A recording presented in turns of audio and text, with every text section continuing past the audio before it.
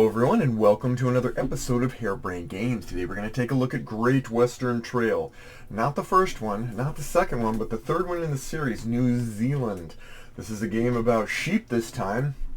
No cattle, no beef. I got no beef with it. And neither does it have a beef with me, but it's a game again by Alexander Pfister.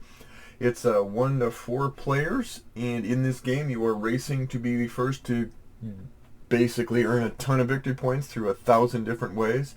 Enough yammering, let's take a look. Okay, let's take a look at what comes in Great Western Trail New Zealand Edition. Now, some of you who are aficionados of the previous Great Western Trail will recognize these dual-layered player boards that each player will have. They have a space for workers, space for upgrades and actions that can be performed. New Zealand adds a few extra things. It adds this track here. It adds a couple extra things involving gold. It adds wool, etc. You get 10 buildings, A side and B side. Everyone has to play with the same side. You get money, etc. Also familiar will be the map, the Great Western Trail map that players will take on as they drive their cowpokes, their runlanders. There can only be run. Anyway. Across the great, vast expanses of New Zealand as they get to Wellington, where they then trade in their sheep. Sheep Wellington. That sounds tasty. And in addition, what you're going to have is this particular additional board here, where you're going to be able to use a ship, that's right, a ship, to travel around and also do things around that region there to solidify cash and victory points and opportunities galore. Also, you have your familiar workers, 4 different types of workers, each one with a different cost based on how time goes. And now we have a bonus track and the bonus track is a little different. Instead of, it breaks the game timer's logic here from the worker track, so quite a bit different. We also have the special bird track, so if someone gives you the bird, that's a good thing in this case. I'm going to start down here. And so this will give you bonuses and abilities. We have the typical objective cards.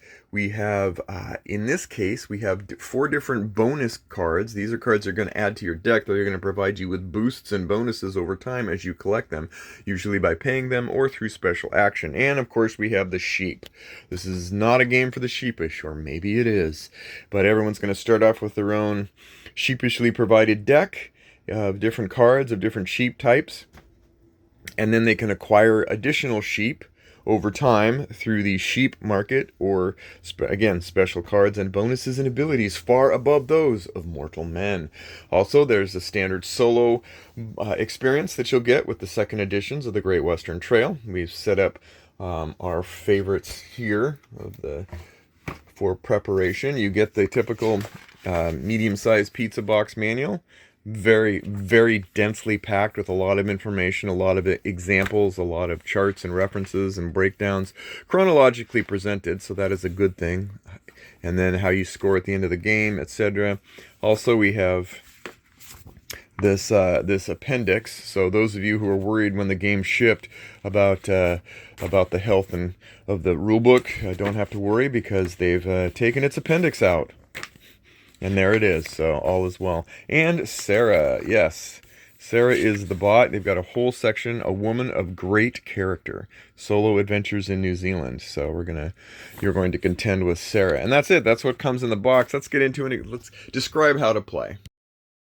All right, let's talk about how you play Great Western Trail New Zealand. Now, there's a lot to talk about and not a ton of time. This is not a playthrough. This is an example of play. There is a stark difference. I highly suggest several of the excellent playthroughs available on the internet. This one just teaches you what is about the game. The object of the game in Great Western Trail New Zealand is to win. You win by scoring the most victory points. How do you score victory points? There is a cacophony of ways to score victory points. That's right. They're all here on this chart.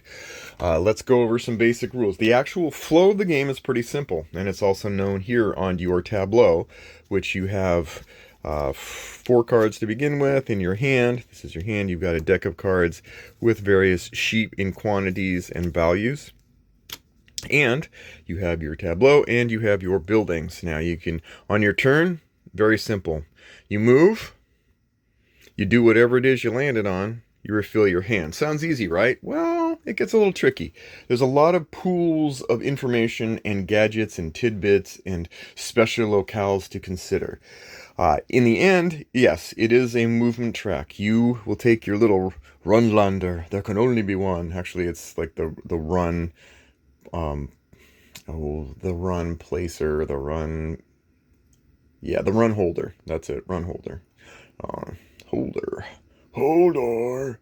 Anyway, so in this case, we have step A. We can move 3. Eventually, we can upgrade that to 5. But for now, we can move 1, 2, 3. That's right. You skip anything that hasn't been constructed yet, which makes the first section of the game pretty quick. You're hurtling through and doing stuff. But why are you doing stuff? Because each of these buildings has a mini sub-cacophony of different things that you can do on it. Usually 1, 2, or 3 things. Sometimes you get a choice. Sometimes so an either or. Most of the time you get this and this and this in any order, etc. These buildings are neutral buildings. There are 8 to start the game, and then you will add your own buildings over time using, well, you guessed it, the activation of an actual building to build a building. It's amazing. So you have these going on. You're moving around. You're doing whatever action it takes on where you land. If you land on a neutral building or your own building, you can activate those. If not, then you're limited to just doing a default action, which is available on your player board here. You unlock them by certain actions that remove these and open up and expose more abilities underneath. That's how it rolls. Usually you're trying to get all of these things off of your board and onto the game spaces in order to unlock and reveal new abilities. So what do? Well, here we go. Well, here we can get rid of a card. Look at that. We can ditch this card and we get 2 coins. Yay, 2 coins. We start with 7. I don't know why I didn't add that more, but we would say 7 to start with if you're the first player. In this case, we're playing the AI. 1, 2. Look at that. Isn't that magical? And then you can build a building. Well, how do you do that? Well, you have 4 workers now, not just 3, you have 4. Each of these is going to do something different or have a different ability that plays a part in one of the actions that you're going to take. And as you are adding to these, your team of people, you're going to be able to grab abilities as you cover them up. It's just weird. Like here you expose to get stuff. Here you cover up to get stuff. Weird. And one of the things you can do here is we have the sheep shearer. Sheer energy. He's there to ensure that you get the most bang for your buck. Yep. Sorry, I have to drink some Ensure to get some energy with all these dad jokes. Anyway, one shearer means I can take... Oh wait, where am I going? No, I'm building. Although if you did have a sheep shearer, you could shear a sheep because these cards have sheep shearing capabilities. Pardon my insurance. Alright, so, and these cards are multi-purpose, so if you were used to Great Western Trail, you're kind of used to this number being important. These 2 numbers are important in different ways. There you go, sheep shearer, 1 sheep. But we have 1 of these builders, and so we can build up to a 1-level building by paying 2 coins per worker to build it. So I'm going to build this now. I'm going to pay my 2 coins, and I'm going to build this anywhere. And what is this going to do? Well, I'm going to build this here. That means that if I land on this, I get the special ability that for every building I have that's in the weeds, or that grows, anyway, I'm going to get 2 coins. So that's a money maker for me, but not everyone else. But the other thing is it slows people down. You got to travel farther. So say, this varmint's going up, there can only be 1, and yet there's 2. And you go there, and you're like, oh man, now I got to go around here and here. It's kind of it's not really a blocker, but it's definitely a heavy impeder by adding more of your buildings and stuff. But all of these buildings, they just do special things. Some of the things I'm just going to go over randomly because it is a wide open space of decisions, all of which just microscopically add a little bit more to your daily life and rigor. So you can discard cards to get money. You can buy, and this lets you buy workers. Like, so here's another track. You can buy workers. Unlike Great Western Trail, the timer of the game and the workers are split up now. So you can buy one of these, you pay the cost, and then you can buy another one too, but then you got to pay a more cost, whatever. And then you can add those workers in wherever you want. Yay, now I've got 2. Now I can build buildings that cost 2. That's great. Eventually I can upgrade, and when you upgrade, you take the difference between the building and the building you're building on, and that's how you can get away with building a 7 building, for example. 5 workers, and then you're upgrading, say, this building to this building, that's 5, so pay 10, blah, blah, blah. So that's what you can do. That's just one of these zillions of things you can do as you're traveling over the map. You'll notice some of these places you can even have extra bonuses that when you build on there, you get benefits right away, and you get an extra power bonus here, a hazard tile bonus, and so it makes it even more rich. It just compounds and compounds and compounds. When you cross over tiles that have these hands, well, you got to pay a certain amount of money for each one you cross. Although you can upgrade life, and you can get away with that. See, upgrades. Everything has some potential to do something to make your life easier in some microcosmic way that adds up over time. A dizzying level of options, in fact. So, like Great Western Trail, you can actually make your way up to Wellington, and that's where you can then ship your sheep.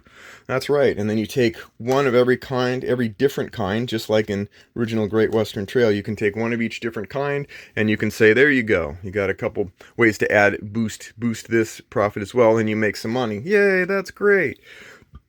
Then when you do that, you can then discard those cards. Then you can take one of your tiles or one of your tokens that matches the color. So we got white and black. Black are the more potent ones, and you can say, you know what, I'm going to go ahead and move this. Say that I sold sheep in the cost of, say, 7. Oh, look at that, I already did that, never mind.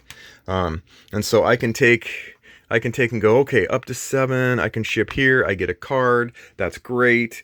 Eventually I can get bonus points. If I get really large quantities of sheep, I can get pay some money there, but I get 7 victory points, which is pretty cool. That's great. That's one of the ways that you can handle your sheep. But there is another way, and it's sheer genius. Again, we go back to this one where, like, hey, if you're shearing sheep, you shear your sheep, different kinds of sheep get sheared for their sheer value, and then I'm being very sincere about this. And then you can sell them off, and when you sell them off, then you also have the same ability here. Notice these are for the shipping, but here's for the shearing. Look at that. You can go and make some choices here if you shear some sheep and get yourself some opportunities there as well. And that doesn't even cover the fact that your ship can also be moved. There are actions now that move your ship, and as you move your ship, you can be able to upgrade. You can store some stuff. We have buildings, and those buildings, as they get removed, will add some benefits and bonuses as you move these off and open up some unlocked opportunities. You can place them on places, you get the bonus. You can then now ship to different places around here, and these bonuses are just legionous. You've got different markets, small, medium, and larger markets, smaller markets. It just gets crazy. You can put one of your actual workers, you can trade them in for a token here. This gives you an immediate bonus, an end game bonus, bonuses everywhere. And we haven't even talked about the objective cards, which are also in the game in Great Western Trail, which you grab and you set down, and these give you an opportunity to earn even other victory points in a cacophony of ways. These go into your discard pile. You actually have to play them but you have to take a risk when you play them. If you can complete them by the end of the game, you're going to get this, but if you don't, you're going to lose points, and so it's a risk. It's kind of a risk. And then you've got your bonus tiles. That's what gold comes in. Gold is a new currency. Then you can accrue, and as gold happens, as you obtain gold, well, look what you can do. You can buy certain of these tiles. Some of them give you special abilities, and some of them, these are wild card workers. So hey, guess what? This paid for itself. That's a wild card version, and so you can kind of beef up where you need it if you use these bonus tiles. Not only that, because it's not enough to just have that, but you can also buy cards, and you've got a group of cards here that you can buy, different in this bird track. They call it something else, but this is the track where you give yourself the bird. And as you go up this track, you're going to open up opportunities. Again, more movement, more victory points, gold on them there heels, all over the place. And then you get cards. You can grab cards that again boost you up the track, and these are cards you can play during the course of your game. They're not gonna there's no detriment to it. Here, I can play this card if I bring it up, and I get money for it. Then if that wasn't enough, you also get certain bonus cards beyond that happens as a result of gold, where you can, as you getting different gold, you can use that to buy additional cards. There's about 10, I think there's 10 different decks, and you pick 4 of those decks every game. And then you add in these cards, and as you pay for these, you're going to see that there's some really cool benefits here for each card that just, I mean, they just blow the decisions into outer space as far as what you can do. And again, you're doing up here, you're resetting some things, you're always refilling the worker track and the bonus track, and the bonus track becomes the game loop and the buildings. Unlike the other times, when you get to a certain point in the game, you're going to take all of those standard buildings and they become upgraded buildings. That's brand new too. So, and I haven't even talked about actually getting sheep. There are places on the board where you buy sheep, and this is thankfully very similar to the Great Western Trails of old, where based on the number of shepherds you have, you can take and buy. If you have 2 shepherds, you can buy this. If you have 4, you can buy for various discounts and or various less costly ways to grab different sheep, so that you can try and create the most diverse cast of sheep on the planet. And that's it. That's it. That's all this game is. So simple, isn't it? Not really. But there's a lot going on here. There's a lot of cool things going on here. But let's not get into my review. Let's just get into the next segment. And there's my review of Great Western Trail, New Zealand. Okay, final thoughts on Great Western Trail, New Zealand. As always, we go over the cons first, then the pros, then my final thoughts. I will say that as we go in the cons, one of the things that there are certain elements of it that do speak to New Zealand. A lot of it speaks theoretically rather than tangibly to New Zealand.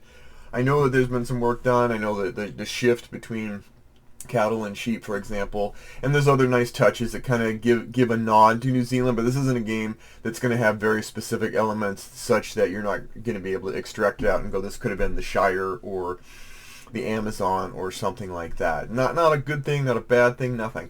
I have an expert, aka a great friend who actually lives in New Zealand, and I was able to go over with him over video and kind of show him some of the pieces of the board. There were a couple pieces that stood out and went, yeah, that's iconic New Zealand and stuff, but for the most part, just a little bit of flavor. Not going to stop your gameplay experience, just don't expect it to be a complete immersion into historical New Zealand. The other thing is table space with this game. It's not just that it's huge, that there's a lot of space. It's a lot of games have come out with a lot of space. It's that it doesn't offer a favorable layout into the ways that we have played it with the table. I have like a 6x3 or something table and stuff.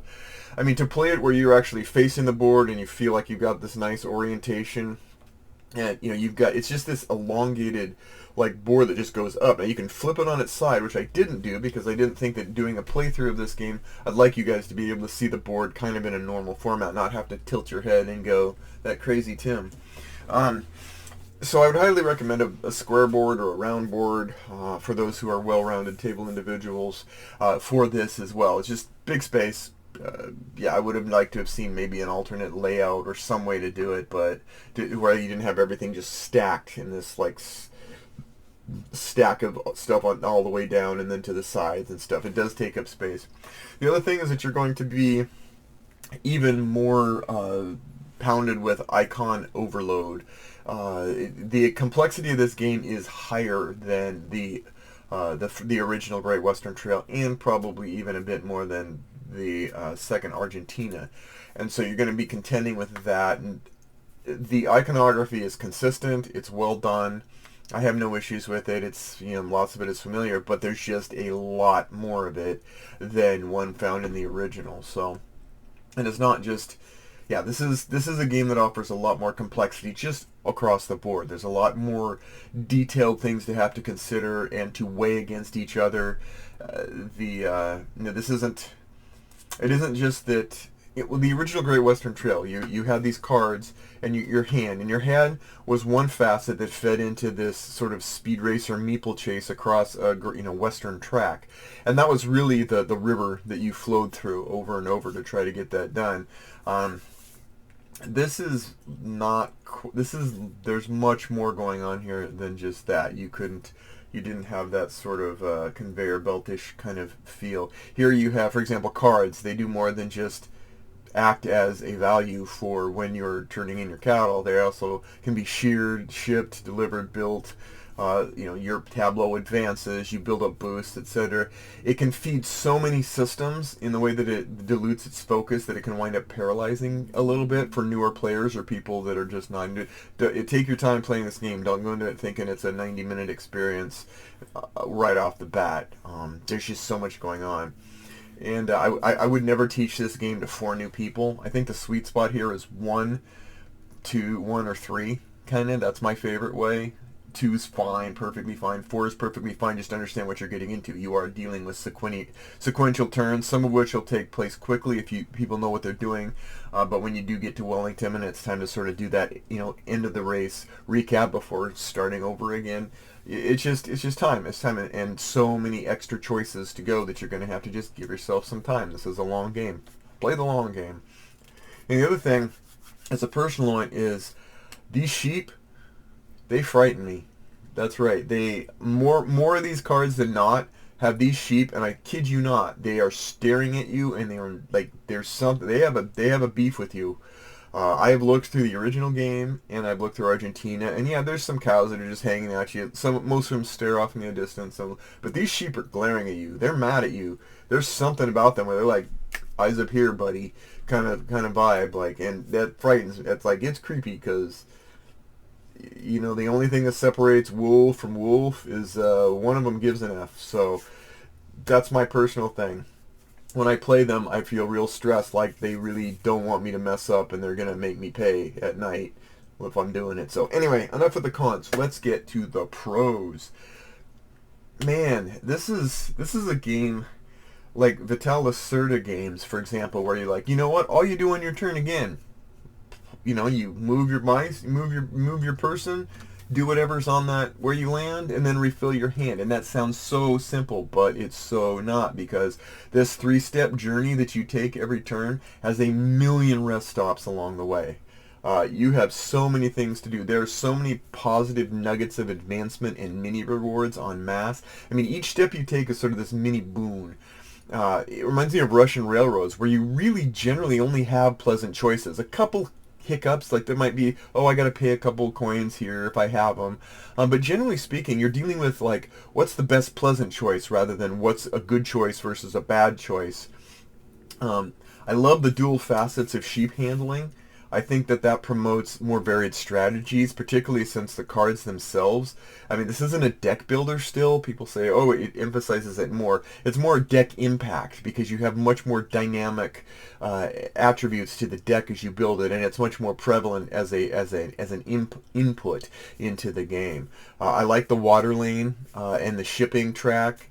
Once you've mastered it, it's a great expansion of the board and the decisions as it goes on. I really like the little bird track. I just think that's a nice little extra touch. Some people consider it superfluous. I think it matches nothing else. It's at least a very iconic New Zealand bird that's being represented. It really is, like Alexander Pfister really has mastered the art of the one-turn advancement approach, one more turn kind of approach of Civ, where I just want to do one more turn, and it's really not that hard. It's not that hard to mechanically do, but it's hard. Cerebrally, it might blow your mind when you're like, man, all these things I could do, chain them up in my mind. To that end, the manual is meaty. And I didn't mention it as a con because I don't think it's a con, but it's meaty. It's a lot of small print. It's got 20 pages, but it's packed into, despite being pizza box size, it's packed into, a lot of information, especially with this new game. A lot of examples. It's very well written. It's very well arranged and organized and linearly, as a great game of complexity. So the art style, I love it. Again, it just feels good. It feels lush and vibrant as you're going through it. And each and every turn, you're feeling great. The AI solo bots, they've mastered those to make it as easy as possible with the lowest overhead, with a different challenge. And yes, it works right. Again, icons, as you figure them out, once you figure it out and you get going, you're like, okay, I go through these cards, I know what to do. It does feel like you're kind of playing an opponent that's somewhere out there that's getting a little bit of a, that it doesn't cheat, but sometimes I'm like, man, stuff comes easier for you than me.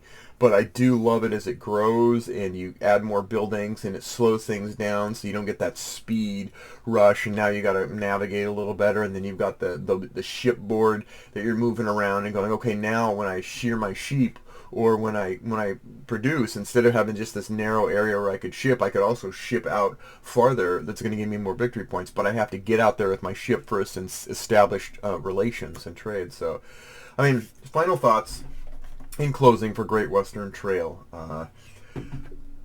Again, Pfister has mastered the art of the non-linear advent calendar.